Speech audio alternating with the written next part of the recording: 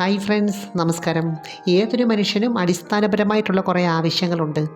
ഈ ആവശ്യങ്ങൾ നിറവേറ്റാനുള്ള സാഹചര്യമുണ്ടെങ്കിൽ നമുക്ക് സന്തോഷമായിരിക്കും. ഏത് കാര്യത്തിൻ്റെ വിജയത്തിൻ്റെ പിന്നിലും ആത്മവിശ്വാസത്തിന് വളരെയേറെ പ്രാധാന്യമുണ്ട്.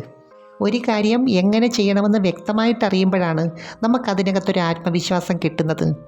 എങ്കിൽ മാത്രമേ നമുക്ക് ആ പ്രവൃത്തി കഴിയുമ്പോൾ ഒരു സന്തോഷവും സംതൃപ്തിയൊക്കെ ഫീൽ ചെയ്യത്തുള്ളൂ. ഇപ്പോൾ ഒരു വാഹനം ഓടിക്കാൻ നന്നായിട്ട് അറിയുന്നവരെ സംബന്ധിച്ച് വളരെ ഹാപ്പി ആയിട്ട് ആസ്വദിച്ചോടിക്കും. അല്ലാത്തവരെ സംബന്ധിച്ച് ഒരു കൺഫ്യൂഷനായിരിക്കും, അല്ലെങ്കിൽ ഒരു ഭയമായിരിക്കും. ഇതുപോലെ തന്നെയാണ് ദാമ്പത്യ ജീവിതത്തിനകത്ത പല കാര്യങ്ങളും. അപ്പം ഞാൻ ഇന്ന് പറയുന്നത് ബന്ധപ്പെടുന്ന സമയത്ത് പങ്കാളികൾ ശ്രദ്ധിക്കേണ്ട ചില കാര്യങ്ങളെക്കുറിച്ചും അതിൻ്റെ ഗുണങ്ങളെക്കുറിച്ചുമാണ്. പ്രത്യേകിച്ചും പ്രവേശിപ്പിക്കുന്നതിന് മുമ്പ് അറിയേണ്ട ചില കാര്യങ്ങളുണ്ട്. അതിനു മുമ്പ് ഈ ചാനൽ ആദ്യമായിട്ട് കാണുവാണെങ്കിൽ ഒന്ന് ലൈക്ക് ചെയ്യണം, സബ്സ്ക്രൈബ് ചെയ്യണം, ഷെയർ ചെയ്യണം കേട്ടോ.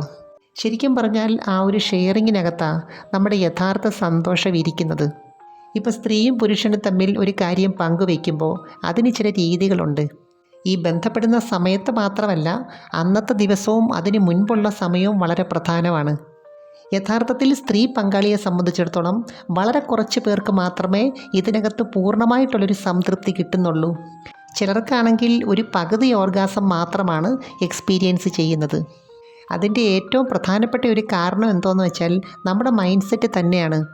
എന്ന് വെച്ചാൽ പലരുടെയും മനസ്സിൽ ഇതിനു വേണ്ടിയുള്ള ഒരു സാഹചര്യം സൃഷ്ടിക്കാൻ കഴിയുന്നില്ല. എന്ന് വെച്ചാൽ എനിക്കിത് പൂർണ്ണമായിട്ട് ആസ്വദിക്കണം എന്നുള്ള ഒരു ചിന്തയുണ്ടല്ലോ, മനസ്സുകൊണ്ടുള്ളൊരു പ്രിപ്പറേഷൻ, അതങ്ങോട്ട് വരുന്നില്ല. അതിനു പകരം പലതരത്തിലുള്ള നെഗറ്റീവ് ചിന്തകളും ആശങ്കകളുമാണ്. ഇത് നമ്മുടെ ശരീരത്തിൻ്റെ മനസ്സിൻ്റെയും ലൈംഗിക ഊർജ്ജത്തെ സ്വാഭാവികമായിട്ടും കുറയ്ക്കുന്നുണ്ട്. ഇപ്പോൾ പങ്കാളികൾ തമ്മിലാണെങ്കിലും ഇതുമായിട്ട് ബന്ധപ്പെട്ട് അങ്ങോട്ടും ഇങ്ങോട്ടും തൃപ്തിപ്പെടുത്തണമെന്നുണ്ടെങ്കിലും രണ്ടു പേർക്കും അതിൻ്റേതായിട്ടുള്ള ആഗ്രഹം വേണം, എനർജി ലെവൽ വേണം, ഫാൻറ്റസികൾ വേണം, സങ്കല്പങ്ങൾ വേണം. എന്നുവെച്ചാൽ ഒരാൾക്ക് ശരിയായിട്ടുള്ള ആഗ്രഹമുണ്ട്, ആവശ്യകതയുണ്ടെങ്കിലേ നമുക്ക് അയാളെ തൃപ്തിപ്പെടുത്താൻ പറ്റൂ. രണ്ടാമത്തെ കാര്യം എന്താണെന്ന് വെച്ചാൽ ചെയ്യുന്ന രീതിയുടെ കെമിസ്ട്രി ഉണ്ടല്ലോ, അത് ശരിയായിട്ട് വർക്കൗട്ട് ചെയ്യുന്നില്ല. ശരിക്കും പറഞ്ഞാൽ ഇതുമായിട്ട് ബന്ധപ്പെട്ട എല്ലാ പ്രവർത്തനങ്ങളും ശരീരം നടത്തുന്നത് ചില കെമിക്കലുകൾ വഴിയാണ്. എന്നാൽ ആവശ്യമില്ലാത്ത ചില കെമിക്കലുകൾ ഇതിന് പാരയാകുന്നുമുണ്ട്. അപ്പോൾ ഇവിടെ നോക്കിക്കേ, ശരീരത്തിൻ്റെ തലവും മനസ്സിൻ്റെ തലവും പ്രവൃത്തി തലവും ശരിയാണെങ്കിൽ മാത്രമേ നമുക്കിത് ആസ്വദിക്കാൻ പറ്റത്തുള്ളൂ. ഇനി ഞാനൊരു സൈക്കോളജി പറയട്ടെ. അത് സ്ത്രീയോ പുരുഷനോ ആരും ആയിക്കോട്ടെ, ഈ ഒരു കാര്യം പൂർണ്ണമായിട്ട് ആസ്വദിക്കാൻ കഴിയുന്നില്ല എങ്കിൽ ഞാൻ ഷെയറിങ്ങിൻ്റെ കാര്യമല്ല പറയുന്ന കേട്ടോ, അതിനുത്തരവാദി അവരവർ തന്നെയാണ്. എന്ന് വെച്ചാൽ ആവശ്യം വരുമ്പോൾ ഈ ഒരു തലത്തിലേക്ക് വരാൻ, മൂഡിലേക്ക് വരാൻ നമുക്ക് കഴിയണം. എങ്കിൽ മാത്രമേ പങ്കാളിക്ക് നമ്മളെ തൃപ്തിപ്പെടുത്താൻ പറ്റൂ.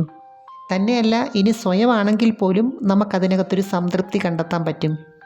ചില സ്ത്രീകളെ സംബന്ധിച്ച് അവരുടെ വികാരങ്ങൾക്കൊരു പ്രത്യേകതയുണ്ട്. അത് കൂടുതലായിട്ടും പ്രകടിപ്പിക്കണമെന്നില്ല, പക്ഷേ ഉള്ളിൽ തീവ്രമായിട്ട് സംഭവിക്കുന്നുണ്ട്. ശരിക്കും പറഞ്ഞാൽ ഈ ഒരു കാര്യം ഓരോരുത്തർക്കും ഓരോ സാഹചര്യത്തിൽ കൂടി ചെയ്യുന്നതാണ് ഇഷ്ടം. ഒരു സൈക്കോളജി ഞാൻ പറയട്ടെ. നമ്മുടെ ഉള്ളിൽ പ്രവർത്തിക്കുന്ന കാമത്തിൻ്റേതായിട്ടുള്ള ഊർജ്ജത്തെ ഏതെങ്കിലും രീതിയിൽ ഉപയോഗിക്കേണ്ടതായിട്ടുണ്ട്. ചില പങ്കാളികളെ സംബന്ധിച്ച് ചുംബന സമയത്തുള്ള സ്പർശനത്തിൽ കൂടി ഒരു പ്രത്യേക മൂഡിലേക്ക് എത്താറുണ്ട്. പക്ഷേ അത് നമ്മുടെ ബ്രെയിനിൽ ഒരു ത്രില്ല് ഉണ്ടാക്കി തരുന്നതായിരിക്കണം, അല്ലെങ്കിൽ നിഗൂഢമായ ഒരു ആനന്ദം ഉണ്ടാക്കി തരുന്നതായിരിക്കണം. ശരിക്കും പറഞ്ഞാൽ ഈ സമയത്ത് നമുക്ക് നമ്മുടേതായിട്ടുള്ളൊരു ലോകത്തേക്ക് പോകേണ്ടതായിട്ടുണ്ട്. അപ്പോൾ അതിനുള്ള ഒരു സാഹചര്യം പങ്കാളികൾ തമ്മിൽ പരസ്പരം അങ്ങോട്ടും ഇങ്ങോട്ടും ഉണ്ടാക്കി കൊടുക്കണം. ചില സ്ത്രീകളെ സംബന്ധിച്ച് അവർക്ക് ചില പ്രത്യേക ഭാഗത്തുള്ള സ്പർശനത്തിൽ കൂടി മാത്രമേ ഈ ഒരു മൂഡിലേക്ക് വരാൻ പറ്റത്തുള്ളൂ. അപ്പോൾ ഇതുമായിട്ട് ബന്ധപ്പെട്ട് കൂടുതൽ സ്റ്റിമുലേഷൻ കിട്ടുന്ന ഭാഗങ്ങൾ ഏതൊക്കെയാണെന്നും ഏതൊക്കെ രീതികളാണെന്നും പുരുഷൻ നേരത്തെ അറിഞ്ഞിരിക്കണം.